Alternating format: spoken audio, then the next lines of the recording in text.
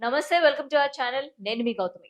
అయితే నిన్నటి నుంచి కూడా చాలా హల్చల్ అవుతున్న న్యూస్ ఏదైనా ఉందా అనంటే రేవ్ పార్టీలో దొరికిన నటి హేమ.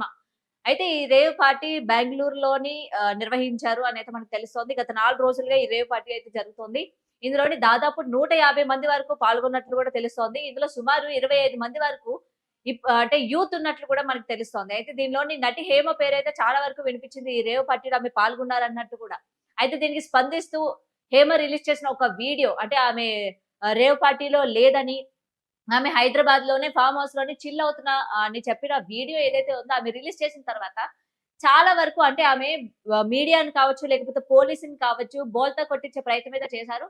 అయినా సరే ఎక్కడా కూడా తగ్గకుండా పోలీసులు కావచ్చు, అలాగే మీడియా వాళ్ళు కూడా ఆమె ఎటువంటి బోల్తా కొట్టించాలి అనుకున్నదో దానికి రివర్స్ ఆమెకి తగిలిందనైతే మనం చెప్పుకోవచ్చనమాట. దీనికి తగ్గట్టు అంటే ఎవరి గొయ్యి వాళ్ళే తీసుకున్నారన్నట్టు హేమ గొయ్యి ఇవాళ హేమనే తీసుకుంది.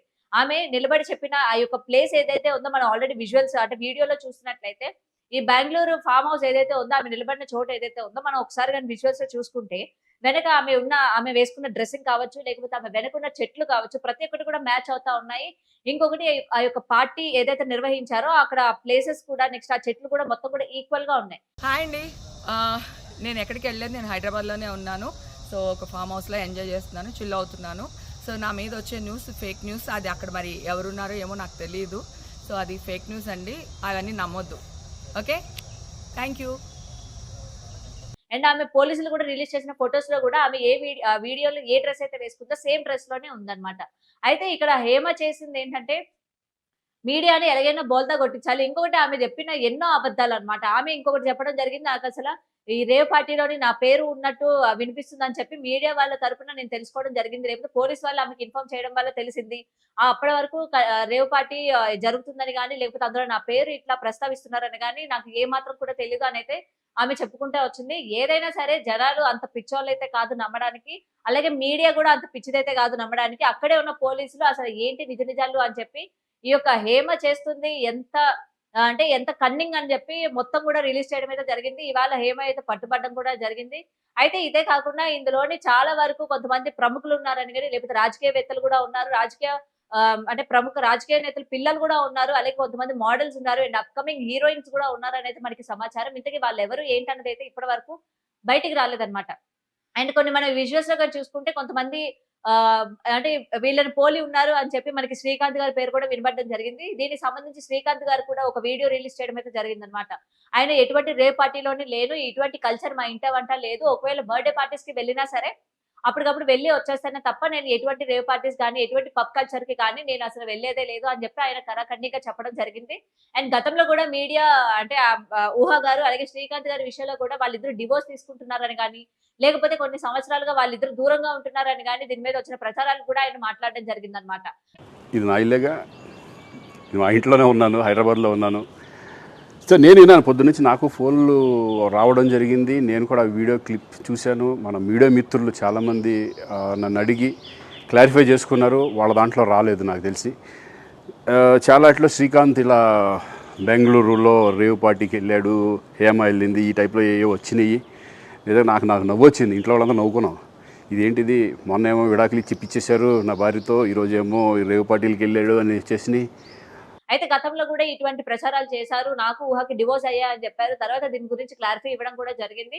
ఇప్పుడు మళ్ళీ ఇటువంటి ఇన్సిడెంట్‌లోని నన్ను ఇరికించాలని కూడా చూస్తున్నారు అని చెప్పి ఆయన తరపున ఆయన ఒక వీడియో రిలీజ్ చేయడం అయితే జరిగింది. అయితే అంతటితో కూడా ఆగకుండా ఇంకా శ్రీకాంత్ గారు కాకపోతే మరింకెవరు అని చూస్తున్న తరుణంలోని ఈయన జానీ మాస్టరే అని చెప్పి కూడా మరికొంతమంది దీని మీద మాట్లాడడం అయితే జరిగింది. అయితే దీనికి సంబంధించి ఇవాళ పొద్దున్నే జానీ మాస్టర్ కూడా ఒక వీడియో రిలీజ్ చేయడం అయితే జరిగిందనమాట.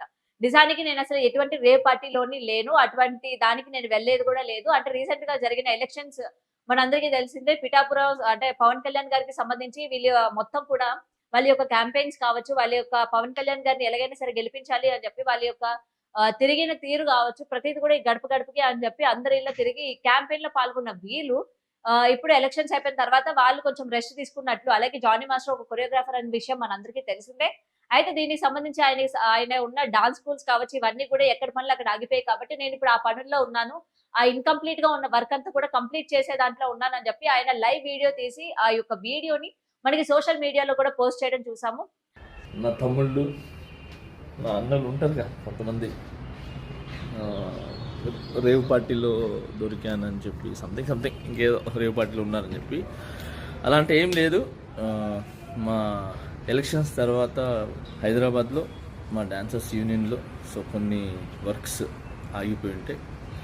సో వాళ్ళందరూ ఆ వర్క్స్ అన్నీ చూసుకుంటున్నాను. అలానే చాలామందికి నా ఫ్రెండ్స్ కొలీగ్స్కి బాగలేకపోతే హాస్పిటల్స్కి వెళ్ళటం జరిగింది. సో వాళ్ళని విచారించి వాళ్ళు మంచి చెడు చూసుకోవడానికి వచ్చాను. అలానే నిన్న లైవ్ కూడా వచ్చి చాలామంది చూసారో తెలీదు, నిన్న నైట్ నేను డైరెక్టర్స్ డే, మన డైరెక్టర్స్ గురించి అందరు కలిసి ఒక ఫండ్ రేజ్ అని చెప్పి ఒక షో చేశారు. ఆ షోలో కూడా ఉన్నాను నిన్న నైటే. సో అక్కడ కూడా ఎంజాయ్ చేసి వచ్చాం. ఫస్ట్ ఆఫ్ ఆల్ ఏంటంటే హాలిడేస్ వచ్చిన తర్వాత పిల్లలకి ఏ చిన్న వాళ్ళని బయటికి తీసుకెళ్ళడానికి కూడా నాకు టైం లేకుండా ఉంది. పార్టీ, రేవ్ పార్టీ అంటున్నారు, అసలు మామూలు చాక్లెట్ పార్టీ ఇద్దామన్నా కూడా మా పిల్లలకి టైం లేదు. సో జూన్ 4 పార్టీ అనేది, జూన్ 4 ఆంధ్రప్రదేశ్ మొత్తం ప్రతి ఇంట్లో పండుగ చేసుకుంటారు. సో అది పార్టీ అనేది. Okay, so now I'm happy. నేను ఎక్కడికి పోలేదు, నేను బాగున్నాను, నేను ఇక్కడే ఉన్నాను, మా యూనియన్లో ఉన్నాను, హైదరాబాద్. అయితే ఏది ఏమైనప్పటికీ అందులో ఎవరున్నారు ఏంటి అనేది పక్కన పెడితే, మనం నిజ నిజాలు తెలుసుకోకుండా ఈ వ్యక్తే, ఇదే వ్యక్తి, ఇతరే అని చెప్పి మనం ఒక నిర్ధారణకి రావడం అనేది అసలు కరెక్ట్ కాదు అని చెప్పి అయితే మరికొంతమంది అయితే మాట్లాడుతూ ఉన్నారు. అయితే దీనిలోని ముఖ్యంగా నటి హేమ ఇప్పటికే పోలీస్ కస్టడీలో ఉన్నట్టయితే మనకు తెలుస్తోంది. అయితే అసలు రేవ్ పార్టీ అంటే ఏంటి, ఇంతకీ ఈ రేవ్ పార్టీలోని ఎటువంటి కార్యక్రమాలు నిర్వర్తిస్తూ ఉంటారు అని చెప్పి అయితే చాలా మందికి డౌట్స్ వస్తూ ఉంటాయి. గతంలో మనం చూసుకుంటే ఇటువంటి రేవ్ పార్టీస్ చాలా వరకు జరిగాయి. ఇంతకుముందు మనకి హైదరాబాద్ లోనే జరిగినవి కూడా మనకి తెలుసు, చాలా సంచలనంగా మారినవి కూడా. అయితే ఈ హైదరాబాద్ లోని రేవ్ పార్టీస్ అన్ని కూడా నిషేధించిన తర్వాత అవుట్ ఆఫ్ ద అన్నమాట ఈ బెంగళూరు, ముంబై ఇట్లాంటి చోట ఏంటంటే ఇటువంటి పార్టీస్ అనేవి నిర్వహిస్తూ ఉన్నారన్నమాట. అయితే ఇంతకు ముందు ఏంటంటే ఇటువంటి పార్టీ కల్చర్ ఇదంతా కూడా ఫ్యామిలీ మెంబర్స్ నడుమ కానీ లేకపోతే ఫ్రెండ్స్ దగ్గర కానీ ఇట్లాంటి పార్టీస్ మనం చేసుకునే వాళ్ళం.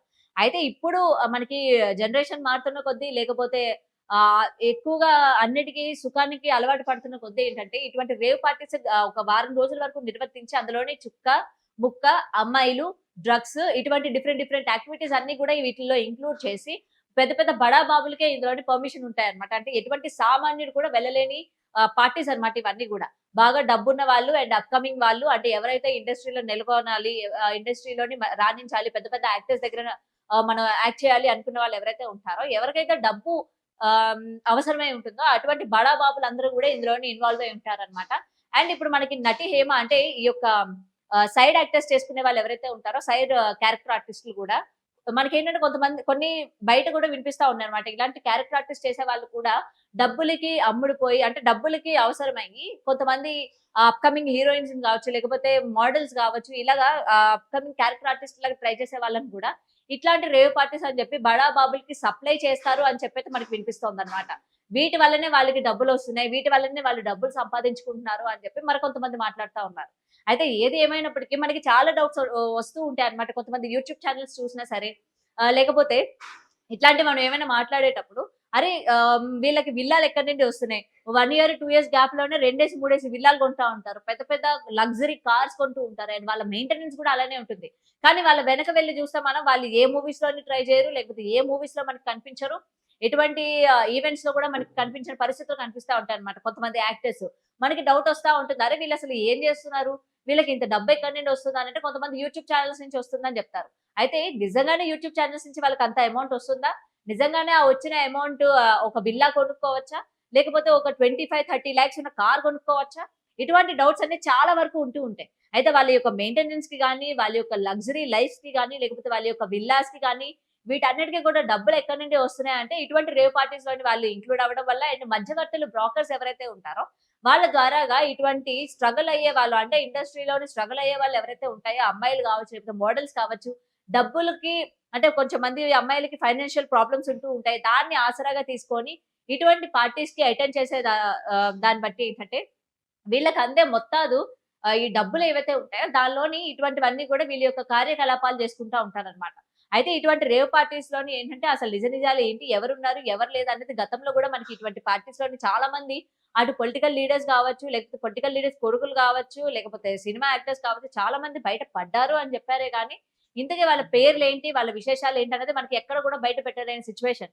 అయితే ఇప్పుడు ఈ న్యూస్ కూడా ఇదే తరహాలో వెళ్తుందని అయితే కొంతమంది విశ్లేషకులు అయితే చెప్తా ఉన్నారు. ఏది ఏమైనప్పటికీ మనకి ఇలాంటి అంటే ఏదైనా కొత్తది వచ్చేసరికి మళ్ళీ దీన్ని మర్చిపోతారు. మనకి ఇప్పటికే పొలిటికల్ లీడర్స్ ఉన్నారు, పొలిటికల్ లీడర్ కొడుకులు ఉన్నారు, బడాబాబులు ఉన్నారు, ఇండస్ట్రీకి సంబంధించిన వాళ్ళు ఉన్నారు, పెద్ద పెద్ద యాక్టర్స్ ఉన్నారు, అప్కమింగ్ హీరోయిన్స్ ఉన్నారు అని ఎవరైతే చెప్తా ఉన్నారో జస్ట్ వాళ్ళు ఇది ఫీల్డ్ అని చెప్పడమే తప్ప వాళ్ళు ఎవరు ఏంటి అనేది బయట పెట్టడం అయితే జరగదు.